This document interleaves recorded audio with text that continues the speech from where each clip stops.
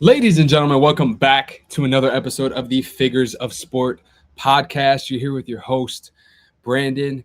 And first and foremost, Happy New Year, everybody. Happy New Year. This is the first episode of the new year.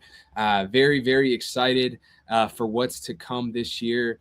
Guys, we've got a lot of football content for you guys. NBA, obviously, you guys know that baseball will start back up eventually. But man, this is going to be a fun year. This is going to be very exciting playoff run here. So be ready for a lot of content from George and I as we get you guys through this playoff. For the NFL, and then like I said, a lot more NBA action to come. That'll be the sole focus for a bit after the NFL season is done. But we still have a long way to go until that. So once again, Happy New Year, and thank you for starting the year off with the Figures of Sport podcast. We are so excited and thankful that you guys keep coming back to watch this content, and we value you, we appreciate you, and we're going to get it rolling. So first thing that I want to talk about in this week's episode is going to be the NBA. And the first thing I got to tell you guys is when it comes to the NBA, there's been a lot going on. But actually, before I even get into the NBA, the first thing I do want to ask you guys is to do us a huge favor. Like this video, subscribe to the channel. I've been saying it for weeks and weeks. We are so close to hitting 100 subscribers on this channel. It would mean a lot if for the 2026 year we can hit that number and surpass it by a whole lot. We are about 15 subscribers away from that number, sitting at about 84 I believe right now, so 16 to be exact. And it would mean the entire world if you guys can subscribe to the pod, share this video and the channel with your friends, family, coworkers. Once again, it means a whole lot to me. This is my baby. The podcast is my baby. And I know it means a lot to George because he's taken the time out of his week to prepare for this every single episode that we do together. So shout out to George once again. And shout out to you guys for consuming the content, enjoying the content, interacting with the content. So just do me that favor, like this video, subscribe to the channel, and share it with your friends, family, coworkers. It means the whole world to me. Now, let's jump straight in. And the first thing, like I said, that we are going to talk about is going to be the NBA. So we're not going to stay on the NBA too long, but I do want to highlight some of the top NBA headlines that have happened over the last week, basically. So first and foremost, some news that came out yesterday is that Trae Young will be on the move. Where to exactly, we don't know just yet, but he has officially requested a trade from the Atlanta Hawks. They are currently working very amicably to find a trade destination. I did see a rumor from a reputable source that apparently the Washington Wizards are in that race, in that discussion. I don't see that happening, but he has requested a trade. So that is a crazy way to start the year for the Atlanta Hawks. But we're going to move on. And the next one that I wanted to highlight is that Cooper Flagg has officially arrived in the NBA. Obviously, you all know that he had a very slow start to his career. A lot of people were saying that, this guy isn't NBA ready. He doesn't look good.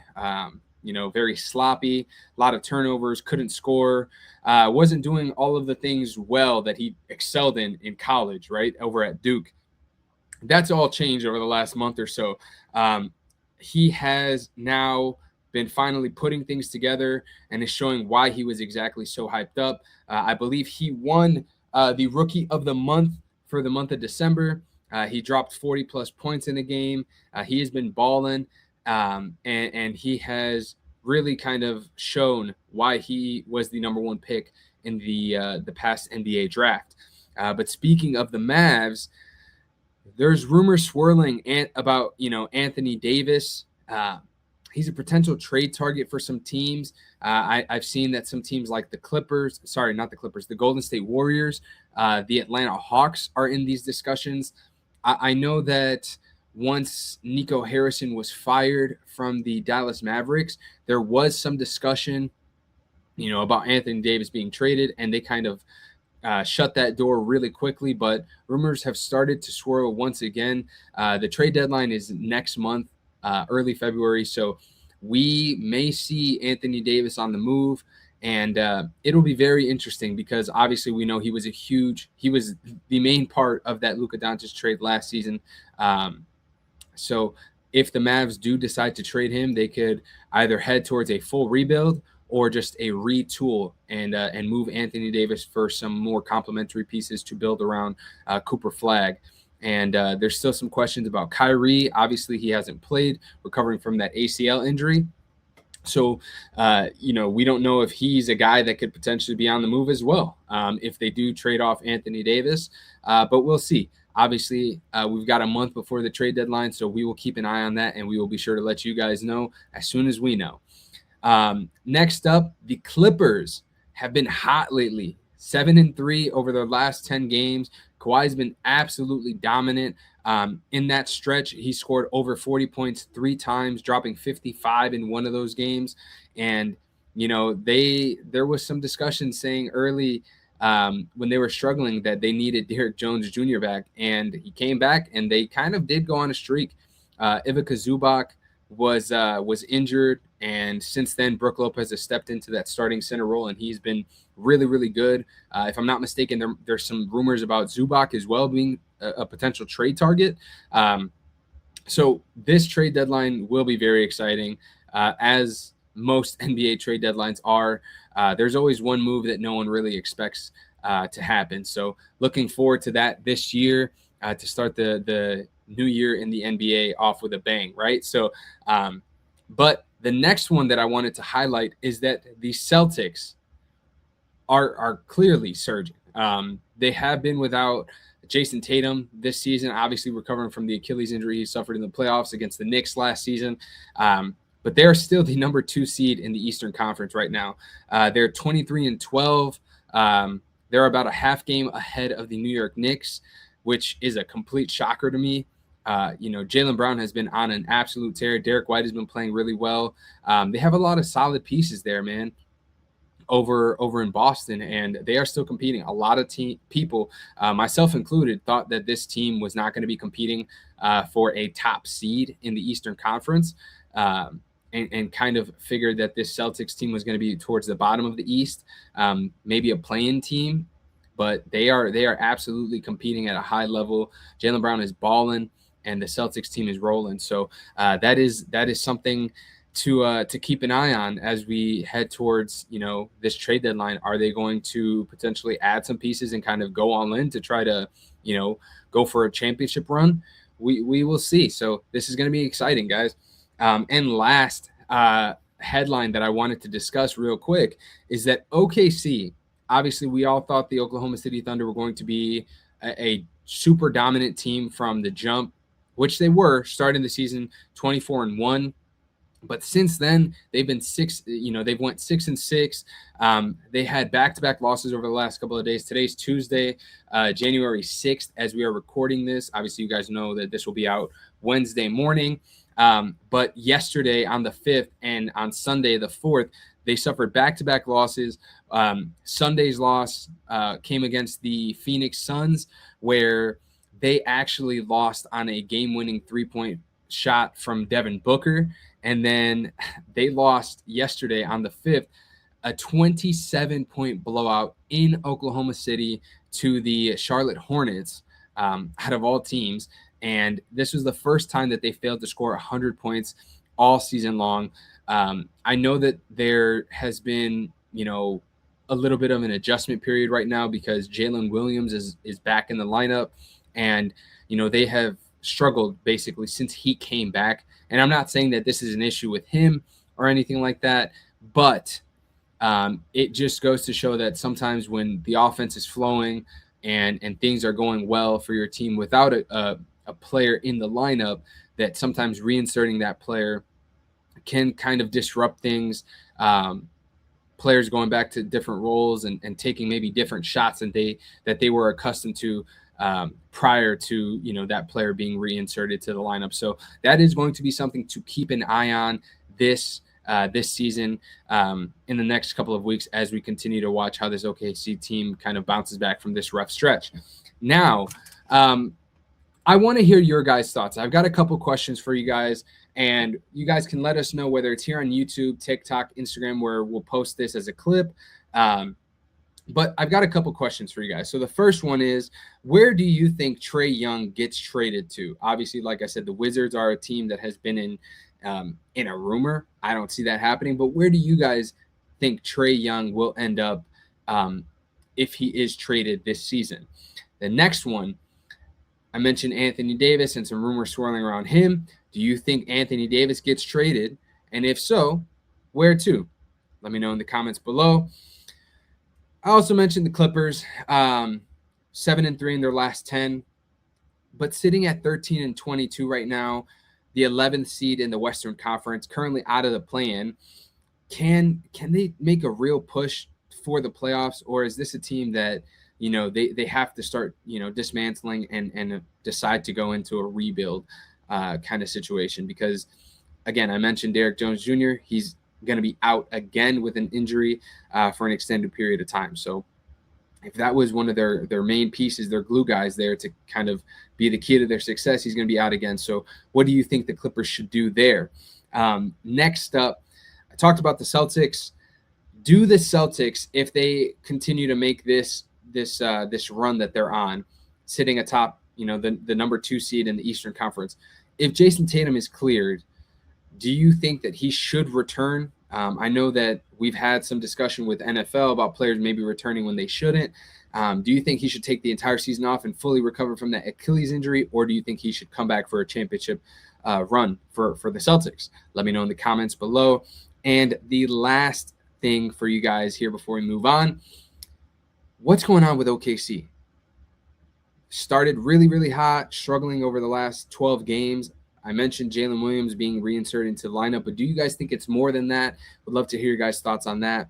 So once again, guys, let us know what you think about all of those questions in the comments below. Really looking forward to hearing your guys' thoughts on that. Now, we're going to welcome back our guy, George. He's back on the pod this week, and we're going to have some good discussion. We've got some Bears stuff to talk about. We've got the NFL playoffs, wild card weekend to talk about. And of course, you guys know we got to keep this prediction thing going with the playoffs. So, but we've got a whole lot more in store for you guys too. So without further ado, we're going to bring back our boy, George, back to the podcast. George, welcome back to the Figures of Sport podcast. What's episode 89, man. Yeah, almost 89. There, almost to the big 100. Man, we're close, man. We're getting close. Just 11 more weeks before we hit 100 episodes. It's crazy. This NFL season has flown by, man. This is crazy. So I feel like this is the fastest it has gone by in a long time. Yeah. So I mean, I feel like every year we're always telling ourselves that. Every year we find ourselves week 18 saying that to ourselves, and we just keep forgetting to sit and enjoy the season as it goes, and we're just so ready to go on to the next week, so we can keep seeing our teams play. But I mean, yeah, it's just going by too fast. Yeah, it sure is, man. But you know how we start these episodes off, George, when we bring you back in, and we got to talk about the Chicago Bears. So we're going to have some Bears talk here. This was a game. Very disappointed in this week's outcome. Man, the one thing that we harped on after the Week 17 loss on Sunday night was the defense. Yep. The offense was humming from the jump. In Week 17 at least. And the offense was humming in Week 17. You just had to clean up some things on defense. And then it just seemed like that offensive switch just completely turned off in Week 18 against the Lions. Couldn't get anything going until literally the fourth quarter. Bears scored a touchdown, 2-point conversion, come back, score another touchdown, 2-point conversion, tied the game up at 16 with about 2 minutes left, get the ball back. We're at 3rd and 20, get 15 yards. Ben Johnson punts the ball, and Detroit does what Detroit does, run the clock out, get down the field on the Bears as expected with this defense, and then run the clock out and hit a game-winning field goal. So disappointing outcome. I believe the Bears have not won a season finale at home in quite some time. I don't remember the exact year, but I think I they're don't like remember the over exact 3 year years. either, but I think it's only like we've only had 4 Yeah, I season think it's finale at home. home So game in like the last, I don't know, decade. I think it's kind yeah, of weird. and Kind of they're weird. We haven't over. had a home game to end the season in a long time. It feels like. Yeah, yeah. So and they unfortunately couldn't capitalize on this one. Um, but yeah, man. Overall, what are your thoughts here on this game? Uh, I was confused. Because I mean Detroit has playmakers, right? I mean Aiden Hutchinson. I know Anzalone wasn't playing, but Jack Campbell. But they're not. Didn't have a defense that teams should be like worried about throughout the season, especially with the injuries that they've had.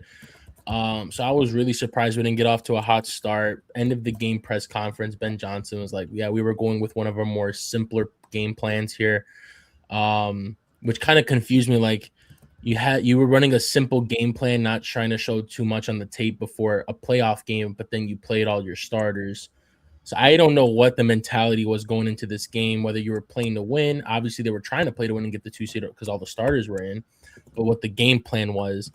Um, the defense can't stop a nosebleed. It was simple routes. You watched all game, simple routes, simple slot choice routes by Amon Ra in or out that were just eating up the defense. 2 yard crosser routes by Jamison Williams.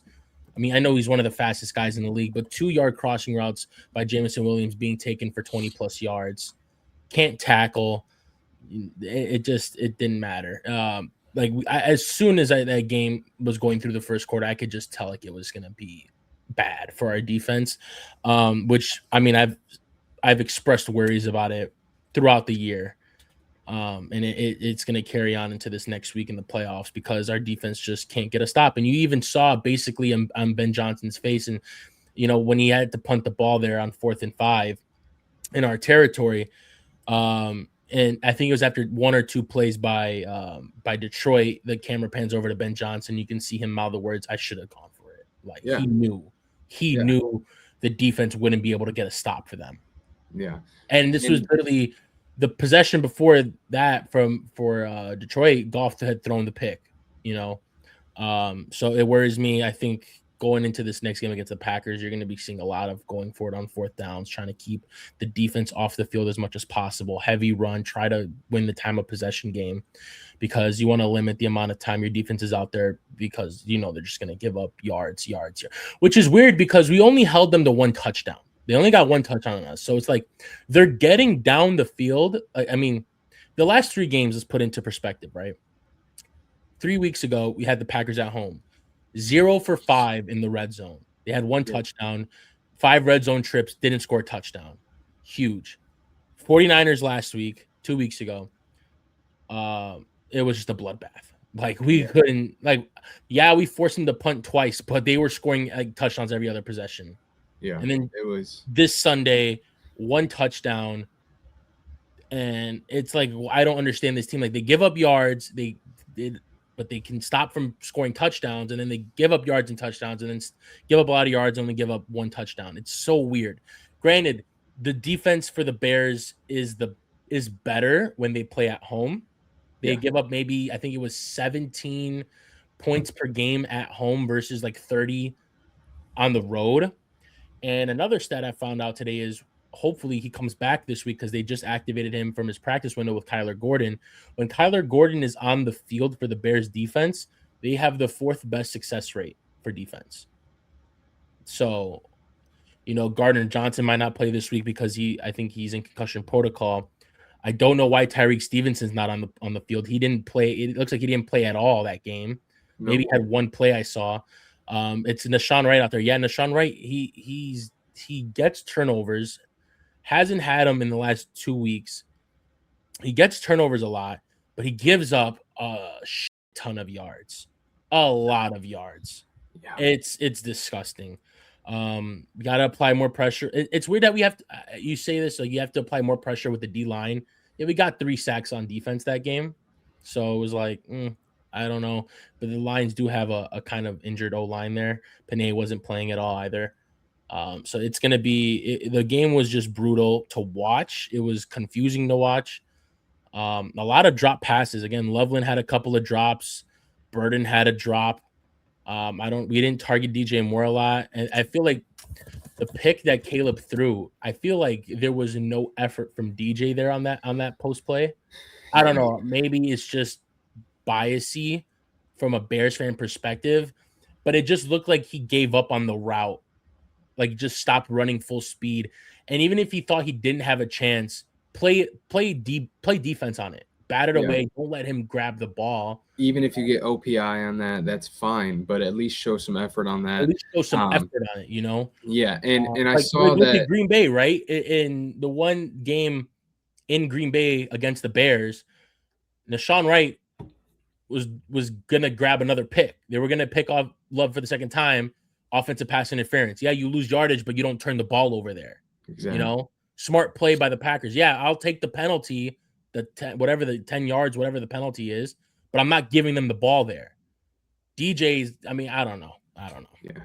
Yeah, and on that play too, I did see that there was some people saying that, while people are going to be quick to blame DJ, that was a mistake on Caleb because I believe I Durham did see Smythe, Komet. No, Smythe. Durham Smythe was open right Durham there. Smythe was Yeah, open on that. So that's a mistake on Caleb, but again, I will I will give that some grace because again, he's still a younger quarterback. He's trying to take the deep shot and just go for the home run play.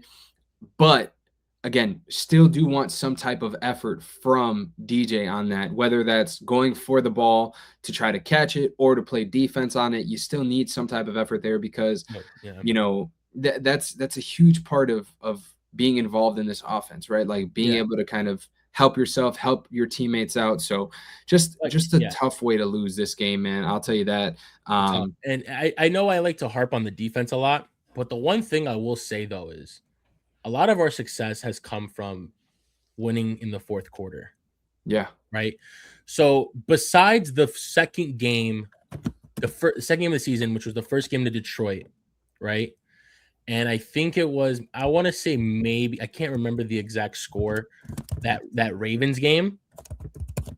Every other game the defense has kept us in, at least for a chance to go in. And they haven't let it get too out of hand. And that's credit to both sides. They haven't like scoring when we can't stop also. But even when the offense can't produce in the first half, the defense doesn't let the game get too far away from us to where we don't have a chance anymore. Yeah. So, I mean, again, this game, like we were shut out for the second time, I think, this season. I'm not sure. Second, maybe a little, I don't know if it's more. Shut out in the first half, but they kept it close. Like they gave us a chance down 2 possessions in the fourth quarter to come back and we tied it. That game against the Packers last week, we were able to keep it close, and it was an onside kick that helped us also. But the defense kept it within range at least. The Niners, I mean, the defense couldn't stop. Offense kept putting up points to try to but they gave us a stop a couple of times, but it was still whatever. First game against the Packers, they didn't let it get too far out of hand. It was they kept us in the game to not let it be out of hand. So hopefully the defense doesn't can keep at least still somewhat in a manageable range to be in this game. And the big thing for me with the defense, and the reason we keep harping on the defense is because that is clearly the glaring issue with this team. It's the offense has slow starts, yes, which is something that you don't want to see as much as we have, but the defense not being able to get off the field in a timely manner doesn't really allow the offense to get into a rhythm. And that's when this offense is moving. When they're in a rhythm, when they get the ball, they're moving the ball down the field. And we saw with the San Fran game, they had the ball often because the defense got off the field quick because San Francisco scored quick, right, for most of those possessions. So when you get the ball back on the offensive side, you're able to kind of get into a rhythm, move the ball down the field quickly and score. You can't keep, allowing the defense to be out there for 8 minutes on a drive, which, I mean, to Detroit's, credit, they do that often. They hold do the that. ball for They're one of the 7. better teams at doing that. Yeah, they I would say more times rather than not, they're winning in the time of possession battle because their drives seem like they take forever, right? But the big thing that I noticed when it came to this week's game against the Lions was we were playing such soft coverage on guys, right? And here's the thing.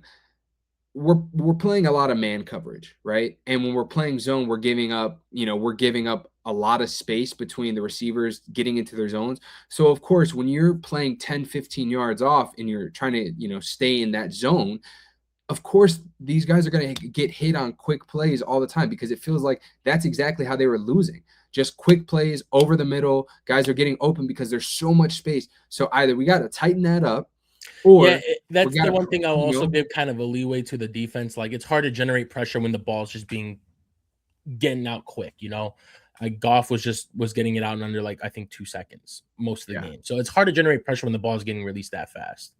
Yeah, and again, I mean, I understand it, but we've got to come with a good game plan for this week because, I mean, there's just absolutely no way that, you know, we are going to be able to beat this team if we continue to play defense at that level. So, And I'll be um, at that game. I'll be there. yeah, I will yeah, be man. there. Yeah, so on next week's episode, guys, we will have a full in-depth analysis from George as he was there. So be ready for that one. So, but overall, on the bright side, we do look to potentially have Kyler Gordon back this upcoming week against the Packers, which will be great. Definitely need that, especially because there is some potential news that we may not have CJ Gardner-Johnson for this upcoming week. I believe he's in concussion protocol, and it's a short week since they play on Saturday night. It's likely that we're without him. Hoping to get Kyler Gordon back to be back to our original number one slot corner. Yeah. And then left tackle, I know we saw Theo Benedette there, but Trapillo should be back this Yeah, I upcoming saw week. him. They were showing him taking some Rome, warm-ups pregame, yeah. so Rome he should be might have back. been able to go, but they probably didn't want to risk Right. it. He'll probably be there, and then hopefully the big one, we can Hopefully, get Romo Dunze back. yeah. So if we're healthy on the offensive line with all five of those guys there, and then we get back Rome and we're good on offense, hopefully we can generate some more offense and get rolling, and hopefully Kyler Gordon is good to go, and maybe some things change for us. So, but overall, I just hope that we come in with a solid game plan and the defense really can step it up when it matters. Yeah. So that's all I've got for this Bears talk. But George, we've got some good storylines going into wildcard weekend, and we're not really talking too much necessarily of actual gameplay stuff. Obviously, yesterday was a national holiday in the NFL, Black Monday. Yeah. We saw a lot of teams move on from their coaches. Obviously, one that we had early in the season was the Tennessee Titans. Before Sunday was even over, the Falcons fired Raheem Morris, so they'll be going in a different direction. And then yesterday we had an onslaught of just coaches being fired. The Raiders fired their coach. The Cardinals fired their coach. The Browns fired their head coach. And then today we had news that the Commanders relieved both of their coordinators, offensive and defensive. The Cowboys fired Matt Eberflus. And the biggest shocker of them all, I guess to some, maybe to others, it Yeah, I don't wasn't think it was a necessarily a big. shocker. We But kind of knew this was coming the way this season was going. But John Harbaugh is officially out as the Baltimore Ravens head coach. And to be completely honest with you, I felt that whoever lost that game on Sunday night Yeah. between the Steelers and the Ravens, their head coach was going to get canned after Oh, yeah. that game. I think it's just when you're there for 18, 19 years, sometimes it's time for a different voice in there. But one thing I saw that after that game on Sunday night, they immediately asked Lamar Jackson, like, hey, what are your thoughts? Do you want him back as your coach? And it's like, that's such a tough job as a reporter to have to ask those questions when you know that these players necessarily aren't thinking about that. Like he's still processing the loss Yeah, of the the way they season, lost not that going to the game was playoffs. crazy. So for what that just to happen, happened. yeah, for that to That's the happen, and then first thing that's he like, gets asked. and that's the first thing you get asked is crazy, So, but yeah, I mean, out of all of those, I would say the Ravens probably is the most one where you're kind of like, I really do get it. I feel like most of those aren't shockers. And for some people, this Ravens one isn't, I mean, is a shocker. And let me tell you why it shouldn't be. If you watch some of those Ravens games, you saw the way Derrick Henry wasn't, for example, used properly, right? Like, for example, when they played the Bengals on Thanksgiving, he's he's absolutely torching that defense in the first half, and then the second half he's getting little to zero carries in that second half of that game, and they lose that game, right? There's been multiple games this year where Derrick Henry isn't getting the ball, and I understand that Henry's fumbled more often than he hasn't. I mean, more often than usual this season, but still, that's a guy you just signed to an extension. He's explosive. I mean, he's a freight train with the ball. He's kind of like a big part, it's kind of a big part of your offense, right? Like you would think get your playmakers the ball, but they were just mismanaging him for a good portion of the season. And I think when that happens and you lose games that you definitely should have won, those changes can happen. So I'll have a question for you, George, regarding some of these a little bit later, but once we get into the 2-minute warning. But I mean, here real quick, what are your thoughts on some of these moves? Understandable on all of them. Ravens one, you can understand. It's time to get a new voice in that locker room. It's been a long time. He's won one Super Bowl, but they've had a lot. It's been 8 years since Lamar has been in the league. Maybe he got in 2018, so 7 years, I would say. Titans won. They fired him early in the season. Daboll was fired early in the season. Raheem Morris, they've been wanting his ass out of there. Raiders, Pete Carroll, that was just an atrocious season for them in general. Understandable. Cardinals won. They just haven't won. They can't win. Browns won. We've been hearing that for the last maybe 2 years. The only thing that kind of shocked me a little, like not shocked me a little bit, actually really did shock me that they decided to move on from, was Washington moving on from Cliff Kingsbury. You had you had a great season in Jaden Daniels' rookie year. The offense they had a good offense going. No one expected them to be in the NFC Championship in a rookie quarterback's first year. This year, I mean, and that was their first year together, like first time being in Washington. He gets a rookie and they do that. This year, Jaden Daniels just gets hurt a lot and he hasn't been able to play this. Like, I don't even think he played half the season. I think he played a quarter of the season. And then there was a lot of, I think it was more so not them relieving him, but him wanting to go find a head coaching position. So that's why, I mean, if it is them releasing him or like basically like getting rid of him, that's the shocker. But if it's him wanting to go seek out a head coaching position, I understand it because he did have head coaching experience, especially with Arizona. So it was not a shocker, but I could see why he would go. But I mean, you also had your quarterback right there. Maybe he just wants to go back to being a head coach. The Eberflus one, I mean, that speaks for itself. I heard he already has had I think he might be having like meetings with teams for head coaching position. Good luck to you guys. But that's all I have for that. Good luck with that Eberflus one for sure. That is we've experienced that firsthand. So and clearly you saw that his maybe it would have been different if they didn't trade Micah Parsons. And you know what? He did come out and say that. He did say something along those lines that, his defense originally, the game plan when he went there was to have a pass rusher like Micah Parsons, and things changed, right? So, but still, it's kind of not a great idea to go out and throw your GM/owner, Jerry Jones, under the bus like that. You got to be able to adapt as a defensive coordinator, right? Head coach, all those things. So, and clearly he did not do that. So that one, if you are looking to hire Matt Eberflus as a head coach, good luck. But that's all I got for that one. Now, George, obviously, the next one I got to talk about is the prediction record. It was a close matchup all season long. You were within 10, 11 games for most of the season. And this week you did finish with a better record than me. You went 9-7. I went 7-9. You went 2-0 on the Saturday games, and I went 0-2. That was the main difference there.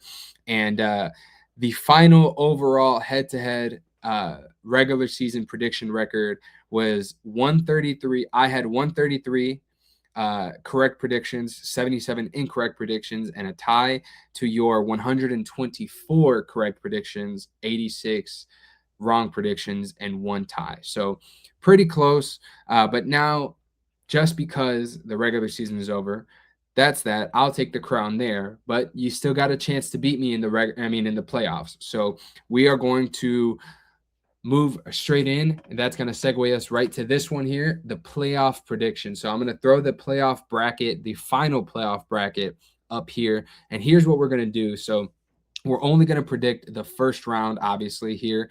And obviously, week to week, we'll kind of just keep track here and we'll go from there. So the first official bracket for us is going to be this one right here. Let me get that one pulled up for us.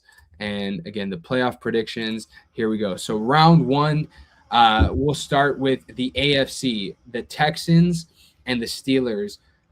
Give me the Texans in this one. Yeah, Texans. All right. And then in the second matchup of the first round, we'll go Wait, hold on. I don't know, because the Texans defense I've been praising all year. They just give up 30 points to Riley Leonard's Colts. To be fair, they did take out their starters at some point of the game. Give them some grace there. Yeah, I'll still go Texans. I mean, I'm not even going to question that. All right. The next one, the Patriots and the Chargers. That one's going to be on Sunday night. Give me the Patriots here. Take the Chargers. All right. I think Herbert's due for his first playoff win. That'll be nice. Hey. And then the last AFC game, we've got the Jacksonville Jaguars and the Buffalo Bills. Very, very surprised that this game is like a 12 o'clock game. I think this is one of the better matchups in the AFC. I think this should have been like the Monday night game. Yeah, or the Sunday night game. Like I would like that Texans Steelers one. It should have been the first game on Sunday. Yeah, I'm not a big fan of that scheduling, but here, man, this is tough, man, because they haven't had much success in Jacksonville. But I'm gonna roll with the Bills here.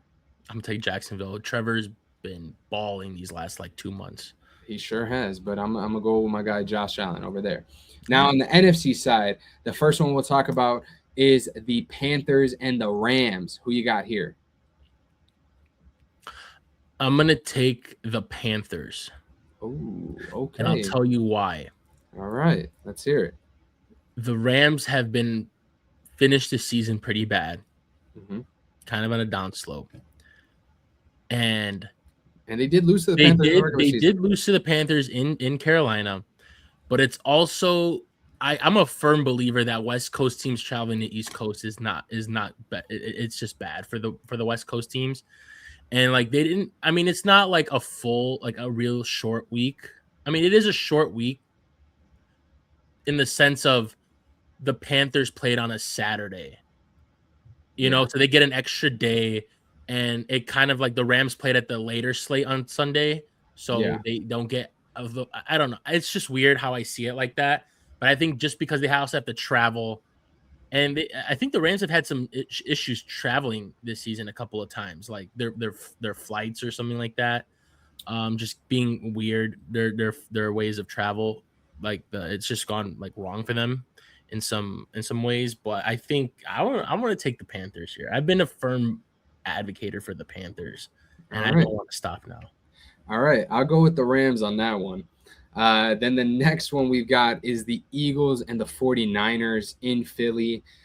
Man, I'm not going to lie to you, man. I'm going to go with the 49ers here.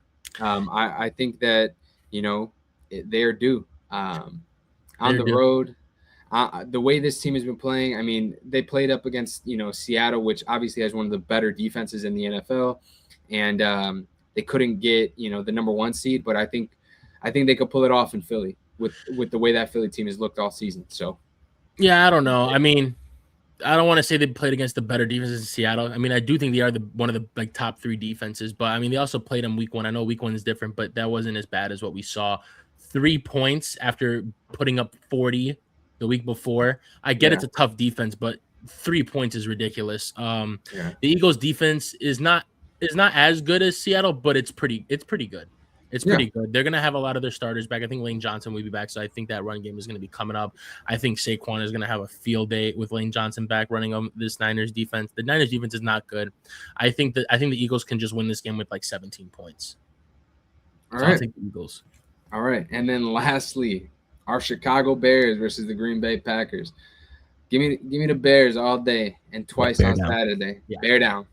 the Packers. Bear down. Bear down. All Bear right. down. Now I, that I'm always a firm believer in being realistic and unbiased. When it comes to talking about teams and sports like that. But this is playoffs, baby. All that shit goes out the window now.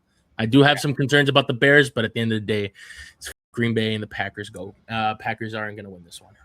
all right. I'm with you there, man. All right. Now those are the playoff predictions for the first round from us. Now we're gonna move on and we're gonna talk about the Power Five. So obviously you guys know that with the Power Five, we kind of talked about teams. We ranked the five best teams after the week. Now heading into the playoffs, this is who George and I have as the five best teams going into the wild card weekend, and two of them here at 1 and 2 are the Seahawks and the Patriots. Number 4, we've got a team that in the Broncos that has a first round bye. So the Seahawks and the Broncos have a first round bye, and then number 3, we got the Jaguars. They've been there. I think they were there last week too. They got no reason to drop because they just dropped 41 points the other day. So the offense is rolling. And the Texans, listen, I know the Texans struggled, as George mentioned a little bit earlier. But listen, here at the end of the day, that defense is still probably the best in the NFL. I think in all of the AFC right now, in this playoff picture for AFC, I think the Texans are the team that people want to avoid. Yeah, because of the 100%. Defense. You're not going to be able to score on that defense too much. So it's going to be tough pickings for whoever faces them. And it's going to be a tough day for the Steelers next week or this weekend. But they will be getting DK Metcalf back. That's one thing that should help them out a little bit offensively. But, I mean, regardless, it's still going to be a rough day at the office for the Steelers. But, yeah, overall here with this Power 5, George, what are your thoughts here? I like it. I know I had the Chargers over the Patriots because I honestly, I do think the Patriots are the better team. Okay, don't get me wrong. I do think they're the better team, but I think, and Drake May is my MVP. Obviously we don't get a vote because we're nobodies, but if I did, I would give it to Drake May. Because of what he was been able to do this season. I know Matthew Stafford is having an amazing season. And I could see the argument why, Drake May is going to be in the league for a long time. He's going to have multiple chances of getting MVPs, and I think he'll get a couple. But Stafford is the clear cut, especially after this week. His numbers just went even more up. So I should see the argument made for Stafford, but I do think that the lack of experience in the playoffs. Never being in the playoffs because he's only in year 2 for May. And then, I feel like I'm a firm believer in people are due. I'm weird like that. Like someone is due. Justin Herbert has had some pretty bad playoff games. The first time he gave up that huge lead to Jacksonville and choked it. Yeah. And then last year, the picks against the Texans, that was a bad game.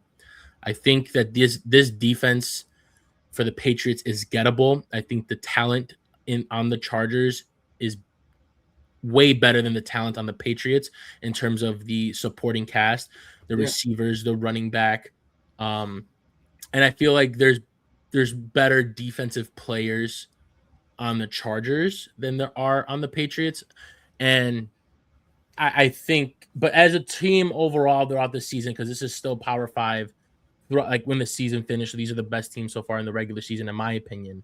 This is why I went with this 5. Yeah, no, I mean, I would agree with that too. Patriots all season long have played really, really well. Some people may say because of their weak schedule, which we have official proof that they had the weakest schedule in the NFL this entire season. Yeah, but you still got to win games. You can have the weakest schedule and still lose games, like the Browns. They still won games, and they won games pretty handily for the most part. So shout out to them. And again, these 5 teams, they did their job all season long. And heading into the playoffs, this is where we rank them. And it's going to be an exciting playoffs. I'm excited to see all of these teams in the playoffs. Obviously, we won't see the Seahawks and the Broncos until the divisional round, but I mean, they're the leaders in their conference. You got to have them in the top 5. Of course, yeah. And some people may wonder why we have the Broncos at 4. After winning the division. And again, I just think some of that is just because the Broncos necessarily aren't a team that has played super well over the last couple of weeks. Obviously you had the game to Jacksonville where you lost. Then you played against a Kansas City team that really wasn't, without Patrick Mahomes, didn't have their backup quarterback and Gardner Minshew, played their third string and barely won that game. And then teams like the Jaguars have been rolling. The Patriots obviously keep winning games, and the Seahawks, obviously they're winning games and they won their division, the conference, all that stuff. So that's why they're at 4 for us here. Yeah, and in my But opinion, what are you gonna do? from this top 5, and if we're ranking defense, I think they have the second best defense on Yeah, this list behind the 100%. Texans.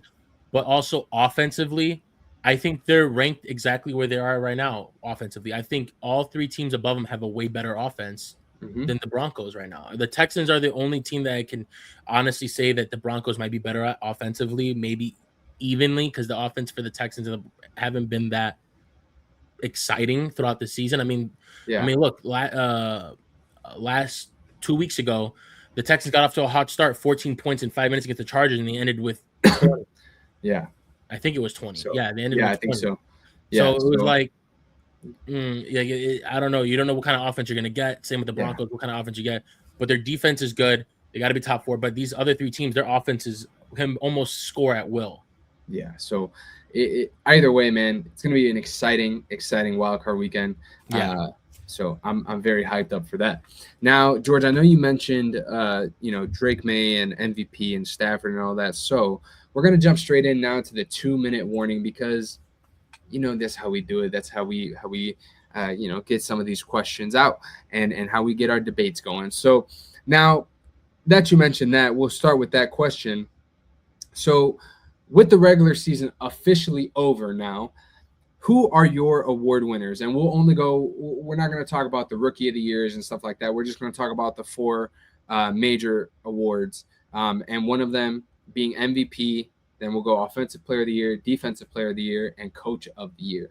We're going to throw that one in there to end it. And so I'll start with mine. MVP, I'm going to go with Matt Stafford. I think the numbers there are incredible. A lot of people are going to say, well, he threw a lot of his touchdowns from within 5 yards of the end zone. Realistically, I think that's a pretty hard thing to do. People may think it's easy, but I think that's hard. The defense is bunched up there in the within that 5 to 10 yard zone right there. And you still got to place the ball perfectly and get guys got to get open. You got to deliver the ball. So credit to Stafford for being able to run an offense that can score not just by running the ball in the end zone, which most teams would assume to do, but by throwing it and being effective there and taking advantage of that. So I'm going to go with Stafford there. Offensive player of the year. It's between 2 guys for me. One of them being JSN, the other being CMC, obviously because CMC was such a workhorse for them. And I'm gonna have to go with JSN. The guys put up incredible numbers all season long. Was very very close to breaking the single season record. Couldn't do it, but I mean he did have an incredible year.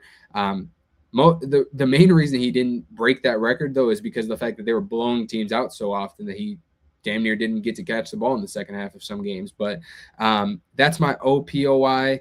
DPOY is none other than Myles Garrett. I think that's an easy one right there. Got to be Myles Garrett. And then for Coach of the Year, this is where it gets tough because I've got 3 guys, maybe 4 guys that I can name here. One of them being Mike McDonald. Obviously, a huge season for the Seahawks. You got Ben Johnson from worst to first. You got Mike Vrabel, who's done an incredible job with the Patriots this year. And then lastly, you got Kyle Shanahan battling all those injuries all season long, still win 12 games in that division. So I'm gonna have to go. I think it's gonna go to Mike Vrabel. I want to say Ben Johnson, but I just think that having 14 wins compared to 11 wins and the success that they've had from 4-13 to 14-3, I believe their record is. So I'm going to say Mike Vrabel is going to be the coach of the year for me. So who you got? MVP, I'm gonna say Drake May. I understand the arguments for Stafford. I do. I mean, it's for me, it's a coin flip. Give it to either one. I'll just say Drake May. Offensive Player of the Year. I mean, the four candidates have played extremely well this year. I think it's JSN, McCaffrey, Puka, Bijan. They've all played exceptionally well this year. I think you got to give it to JSN because I think he's had like a historic season almost.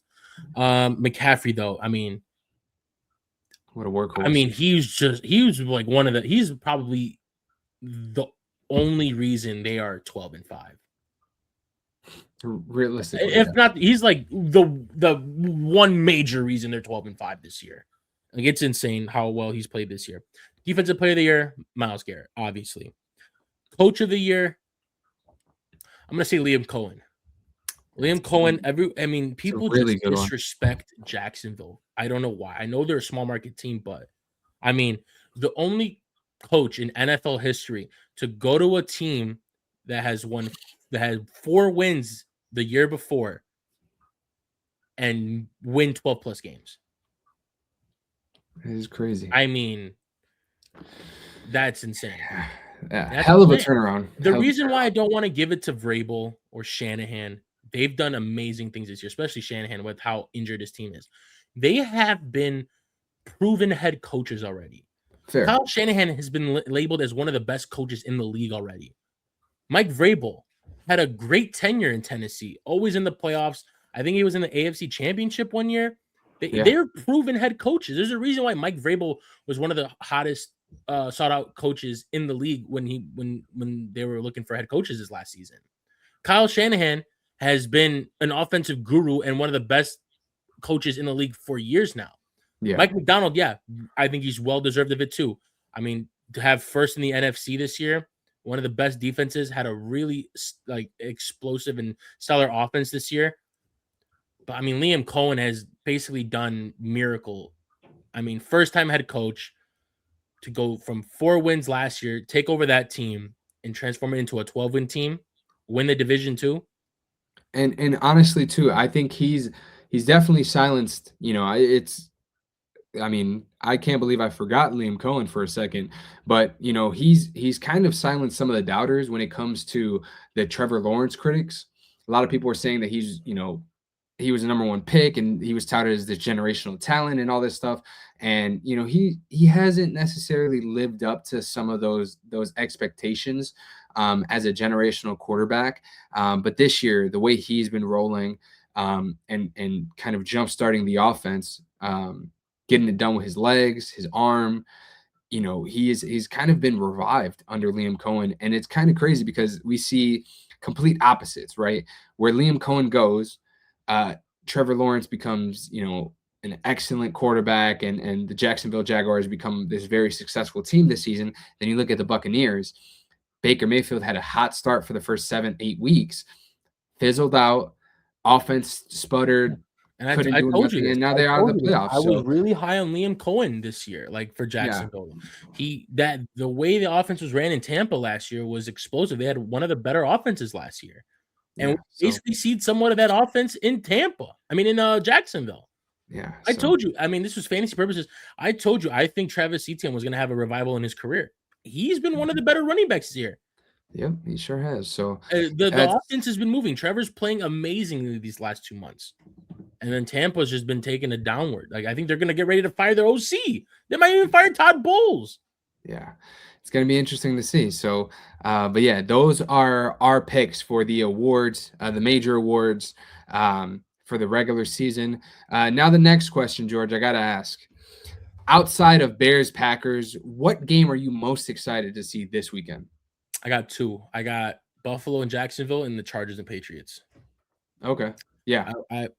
I think that because the Buffalo Jacksonville game is interesting to me because this is the first time that we're not going to see Patrick Mahomes or Lamar in the playoffs in a long time. So if there was any year for Josh Allen to get it done to go to a Super Bowl and try to win it, it's this year. It's this year. Trevor and the Jaguars, I think they're just humming right now on all sides of the ball. Defense is playing well.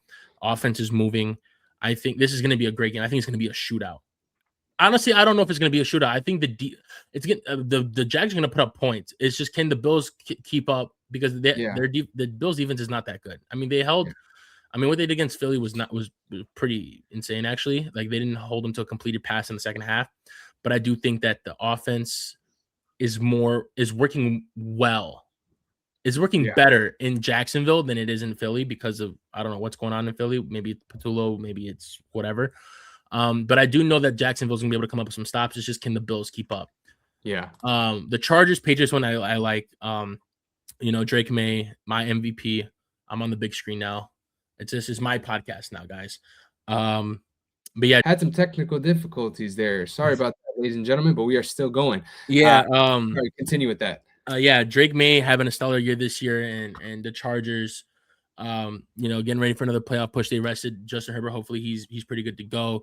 He's having a decent year this year too, and he wants that first playoff win. I know those last 2 years they were not going well for them, but I think this is the year. I think it's going to be a great game. I think it's going to be a high scoring game. I think it's going to be fun. Yeah, for me, I would probably have to say that Jacksonville Buffalo game is the one I have circled, and then outside of that, I am looking forward to that Patriots Chargers one. But then one more that I've got that really, it may not necessarily be one that a lot of people kind of expected, but realistically, I'm excited for this Rams and Panthers game. I just want to see how this Rams team kind of comes out. Like you kind of highlighted earlier, they struggled a little bit to end the season, didn't kind of finish on the highest of notes. So it'll be interesting to see, how they can kind of bounce back, and especially facing a team that they lost to early in the season. And Carolina is going to be rocking because they're back in the playoffs for the first time. I believe since 2017 I know or it's something been like that. 10 years since they won the division. Yeah, so since 2015, that was when they made their Super Bowl run with Cam Newton. But yeah, I think 17 was the last time they even made the playoffs. So I think Carolina is going to be rocking. So that's going to be a one that probably a lot of people don't have scheduled, but I'm just excited to just kind of No, I'll be definitely see watching that. I'll be rooting for Carolina. Bryce Young kind of make his playoff debut. It'll be fun. So super excited for that one as well. I can't remember if they said it, but I think it's been a while. No, I mean Jalen Hurts, but I mean Oklahoma, since like an Alabama starting Alabama quarterback, like left Alabama to come to the draft, has been in the playoffs. I think Hurts start at Alabama, or did he finish at Alabama? No, he started at Alabama and then finished at Oklahoma. Yeah, so I think it's Tua made the playoffs and he went to Bama. Oh, okay, yeah. So yeah. Mac Jones when was last time he was in the playoffs? A couple years ago. I believe Tua, they made the playoffs 2 years ago now when they played Kansas City. I think, I thought it was longer than that. But we just got some news right now, though. Before we move on, Ohio State wide receiver Carnell Tate is leaving a year early and declaring for the NFL draft. They're saying, well, I think he is. They're also saying he is a potential top 10 pick. Where do you think he goes? If we take a look at this NFL draft order for 2026. I'll tell you right now. I can because I have an idea. So one is the Raiders. They're going QB. Jets, they're probably going QB. Arizona, we'll see there. Tennessee is what I have my eyes on. Or the Giants. I could see either one of those teams going there. Realistically, another team. I don't think Arizona goes wide receiver. No, I mean, I think they've got quarterback because I think they've got their wide receiver. Marvin Harrison there, and Michael Wilson has been. I think he just hit 1,000 yards, and it was all like basically the last half, like the last couple 6 weeks of the season. He was just going crazy. Yeah, and they have big price. I don't think they need receiver help there. Yeah, realistically, another team that I think could potentially go there is Cleveland. Because of the fact that it's going to be hard for them to go quarterback because Cleveland is 6, so they would be behind the Giants and that's what I'm saying. Titans, If those guys don't go wide receiver, Cleveland is a team that I could see going wide receiver. New Orleans going wide receiver, and I think by 8 or 9 he'll be gone. But I see those other. There's a lot of teams in this top 10 that need a receiver: the Titans, the Giants, the Browns. Washington could use one. Yeah. the New Saints, Orleans, the New Orleans Chiefs. could do, yeah. The Chiefs, I'm not necessarily too sold that they necessarily need a receiver, Yeah, being that they'll have they Rashee don't, but it's Rice, like, Xavier Worthy back. Like, they'll have them both for a full season now. Still got Kelsey. I mean, for now, we don't know if he's going to retire or not. Cincinnati obviously doesn't need another receiver. Miami could potentially need a receiver, they're being gonna that need a Tyreek QB. Hill. I don't know if they're gonna stick with Quinn Ewers next year. Yeah, that too. But yeah, so we'll see. But that is a bonus question for you guys there on the 2-minute warning. Now, the next question I've got for you: do you feel that there's a true favorite in this year's playoff? I think it's Seattle. I think a lot of people would have Seattle, I would say. Okay. I think this year, compared to most years, I feel like this is probably one of the more wide open ones. I feel like the last Yeah. few years you've kind of known, like, Like, okay, if Kansas City's Seattle going makes to it to the the Super Super Bowl, Bowl. you can be like, "Oh, I see it." And if they don't, Yeah, if they lose, you can be like, I I see saw it. it. I can see Yeah, it, you know? yeah. Like, I feel like the last few years is like, well, the Chiefs are going to the Super Bowl. Who's going to play them in the NFC? And it was Yeah, like, okay, who's gonna be representing the is it, NFC basically is what you're thinking yeah, about in the AFC. yeah. Like, is it San Fran? Is it the Eagles? Like, who's it going to be over the last few years, right? So, this year, I just feel like you kind of really don't know. Who's going to take each conference. Like, the AFC could be represented by the Patriots, the Jags, the Bills, the Broncos. Like, we really don't know. You don't I mean, know. the Texans defense might be able to lead them to a Super Bowl appearance, right? Like, we don't know. The NFC too, right? We've always said Sam Darnold kind of doesn't do it in big games. I mean, can he do it if he has to go face a good team? Like, I mean, think about it. If the Rams win that game against the Panthers, I'm almost positive they would be the seed to face off against the Seahawks for the third time now this season. So who knows if Yeah. they can They win were that, also right? saying, So like, this playoff picture has, like, 7 potential Super Bowl rematches. You know, you have Patriots, Seattle, yeah, Patriots, Rams, Seattle and the Broncos. That's 3. You have, possibly the Bears, unfortunate one. Patriots, You have, I mean, Bears. yeah, but of recent memory one, you could do Oh, Panthers, Broncos. yep. But my opinion, the funniest one would be Steelers, Packers. Packers. Yeah, The Packers won last time, but Aaron Rodgers would be on the Steelers this time. I think that would be the yeah. funny one. That would be crazy. Yeah, That'd be the that would be a funniest one. crazy one. But yeah, either way, man, I'm excited. This is gonna be a I don't fun know why, playoff but I've run. been seeing a lot of stuff on Twitter and TikTok where it's like, oh, like the Super Bowl, like we're probably gonna get, and it's like Rams versus like Broncos or something like that. But it's like the Super Bowl we want, and it's like Bears versus Patriots, That would be fire. That would like be May great. versus Caleb. That would be sick. I can't Like if lie. May wins the MVP, it's like have the MVP, but who's gonna win the Super Bowl? Like, Yeah, I don't know. I mean, that'd obviously, be. I'm pulling for the Bears all the way, but it's unrealistic. Yeah, but we'll see. Either way, it's going to be a fun playoff run. That's for sure. Now, the next one. Which playoff team looks the most vulnerable after how they ended the season? Ooh, the Bears. Our Yeah, defense is trash. yeah, I would say the Our Bears defense is too. trash, and our offense doesn't get going till like the end of the third, beginning fourth. Yeah, so So that's I mean, unless they that. can piece up, they gotta. I mean, do I see them winning 4 in a row? Yeah, because we've done it twice already. We Yeah, started the season 0-2, won 4 row, won 4 straight. We ended the season 0-2, question mark, you know. yeah. But I So, mean, it's tough with. well, I mean, if our defense can come alive, we'll see. That's one for sure. Us. Trying to think of another one with huge question marks. I would say the Bills, Yeah, I can see realistically. that. Can Josh Allen get over that hump? Yeah. I mean, especially the way they ended the season. Uh, I mean, obviously they kind of beat down on the Oh, the Jets, Packers too. They lost but 4 straight to end the season. yeah, the Packers, I mean, those are probably the 3 that come to mind. I'm looking just to see, uh, While you're looking, I'm the gonna tell you something funny I saw today that DraftKings posted. hmm, They were saying like they think the Bears are gonna win because teams that have lost their last 2 games of the I season did see that. and Yeah. have home field advantage in the playoffs in round 1 are 25-11 or something like that. Yeah. And teams that have Win. lost like 4 straight and that are Yeah. and have to go on the road or In like the have first never playoff won matchup. the playoff Yeah. first playoff game. So Yeah, it's I did see that. great. That's Just another jinx for us. yeah, Just a right. bunch more just let Packers have history on this one. Yeah, go ahead. Say that now, please. Yeah, right. Like, this is gonna be frustrating, man. I'm gonna be stressed out Saturday night. How I'll do you tell think you I'm that. gonna feel at the game? Yeah, but at least you'll be there. All right. Now the next question: what non-playoff team from this season do you think has a bright future based on how they ended the season? Ooh, good question.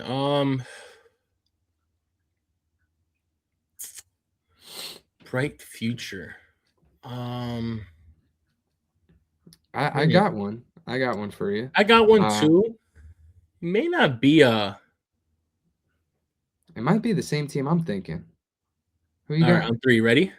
All right, One, 3, two, 2, three. Saints. Saints. Yeah, Tyler Shuck, man. He looks like he genuinely looks like he could be the QB Their of the future quarterback. there. Yeah, Yeah. he looks like So not. Well, look, there's always going to be only one Drew Brees, but it looks like he can be there for as long as Drew Brees was. Like I feel like they yeah, can find success with him. I told you I like Kellen Moore. I thought he did with the talent that he had there and all that stuff. I thought he did an exceptional job this year. Um, I I think mean they would have won more they games if draft well, huh? they would have won more games if Tyler Shuck had Yeah, if started I early in think the if they'd season. beaten the Falcons, they would have came second in that division. Maybe I think maybe third. I think they finished 6-11 or That would have 7. been Let me seven see. and I'll tell 10. you. Let me tell you right now. They finished the season out 6-11. So I mean, think about it. If they Okay, would have so they beat would have the finished third, but they yeah, were eliminated so early. yeah, and And 7 wins to finish with 7 wins, I think they have a bright future. They draft well, they got yeah, their quarterback, I think. They have their coach. I think they got a good future. yeah, for sure. That was my team too. Good thinking, man. Yeah. All right, now the next one. I feel like this is going to be we might have the same answer here for both of the or for both of us. But which QB is under the most pressure to win this year's Super Bowl? It's Josh Allen. Josh Allen has to. No Mahomes. He's Yeah. been your No kryptonite. no Mahomes, no Lamar, no Yeah, Burrow. no Burrow. What This if is you I mean, when are you ever going to see that again from the AFC? yeah. So All it's three of them very at the same time, unlikely not in the you'll see playoffs. all three of them out at the same time. Yeah, this is Josh Allen's year to do it. If he doesn't do it this year, then we'll have to If have. they don't do if they lose round one, I think best Nate. believe I think McDermott is gone. McDermott is gone. He's Yeah, Sean gone. McDermott. Best believe it. Yeah. So that's my thoughts too. So now the next question: what coach deserves the most blame for missing the playoffs? Ooh, Harbaugh. Well, I mean, now because he had a lot of injuries, so you can make that case too. Um. Uh, Oh, easy. Kevin who you got? O'Connell. Kevin O'Connell. Kevin O'Connell. Yeah. You let Sam Darnold and Daniel Jones walk out the door because you believed in JJ McCarthy. You went from 14 wins last year Mm-hmm. to 8 wins this or nine wins this year. Yeah. You finished second to last in the division, and now, yes, Daniel Jones got hurt. Don't know what if that would have happened in Minnesota. If you Right. kept him, but they started off 8-1. Sam Darnold is now number one in the NFC, having a bye week in the playoffs. Yeah. I think it's him. Yep, I think so too. That was kind of who I was thinking as well. The defense did a great job for them all season long, but poor quarterback play is the reason why they lost all of those games, in my opinion. So that's that's a rough way to kind of put it, but it's the truth. I feel like you let those two guys who looked really solid this past season, obviously up until Daniel Jones gets hurt, but you lose those two guys, and now look, where you're at. So on the outside looking in. So that's who I blame as well. Now the last question I've got for you in this 2-minute warning is: which coaching fire was the biggest mistake? Once again, I'll remind you, we've got the Ravens, the Titans, the Falcons, the Raiders, the Cardinals, the Browns, as head coaches who are currently fired. None of them. I would say, as crazy as it sounds, I think possibly the Cleveland Browns. I think Kevin Stefanski he has been a really good coach, but the last 2 years have been rough. But realistically, when you look at this team from this year, for example, you didn't have the guy who you're paying $50 million to at quarterback. You had a poor offensive line. The rookie class that you did draft, for the most part, was really good and had developed really, really well. I think if I had to pick from that group, I think Stefanski is the one I would pick. But I do see why I all wouldn't. of those coaches were fired. I Now, if wouldn't. you had to pick one, who would you go with? I mean, first of all, I disagree with what you're saying because they did have Deshaun Watson in the beginning when they first got there, and it was just bad quarterback play. You had Jacoby Brissett there. I mean, I know they haven't won, but he was balling out. You let him leave. Joe Flacco, yeah, he didn't start hot, but then he went to the Bengals and they were putting up points, and you let him leave. Like at some point, it's got to fall on the coach, right? I think it Yeah, was time for him to go. I don't think that was a mistake at all. I also think that the Bengals are making a mistake not firing Zach Taylor and getting a new person in there, but yeah, that's just I me. think so. I think so If too. I had to say,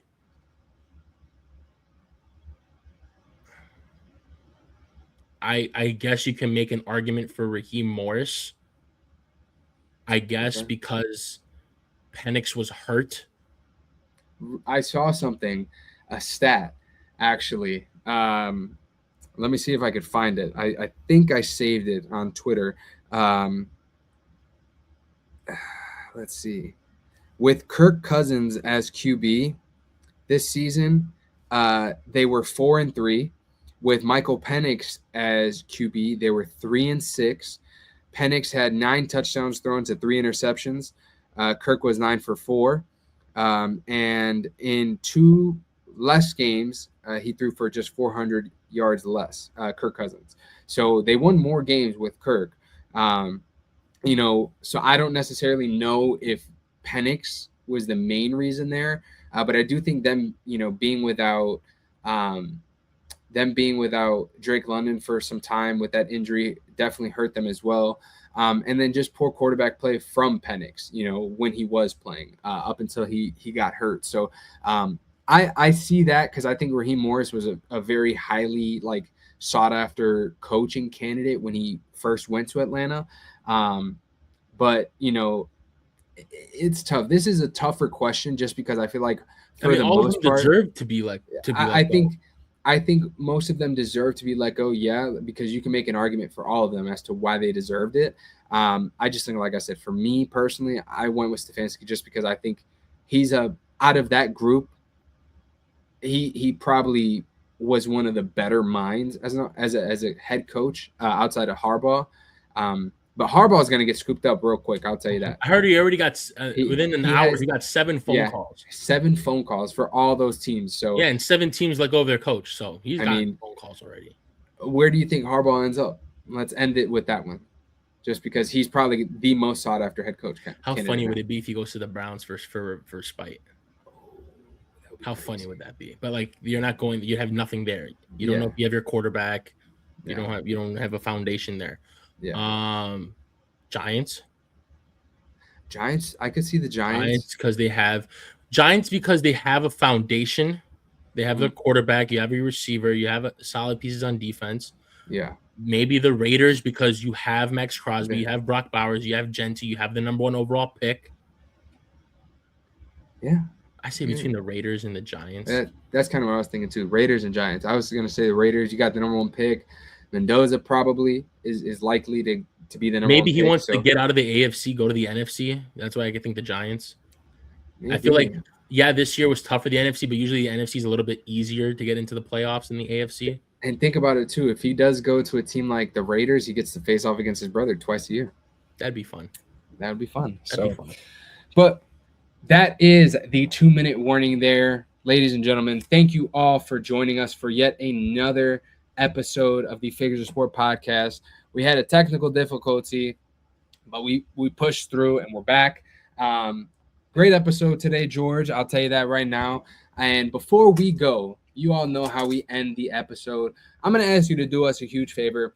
Like this video, subscribe to the pod, and of course, share this video with your friends, family, coworkers. We are pushing to hit the 100 subscriber mark. That is this year's goal, 2026, to not only just hit the 100 subscribers, but surpass that. We want to get, more on the TikTok, more TikTok followers, more Instagram followers. So make sure that you are following us there as well, not just here on YouTube. Follow us on TikTok, Instagram, YouTube. Comment below, interact with the posts. We appreciate all the support, all the love. You guys mean so much to us every single episode. We appreciate all of you guys taking the time out of your day, your week to enjoy our content. So thank you very much. Happy New Year once again, and we will see you guys. Everybody. We'll see you guys next week, same day, same time. Peace out. Peace.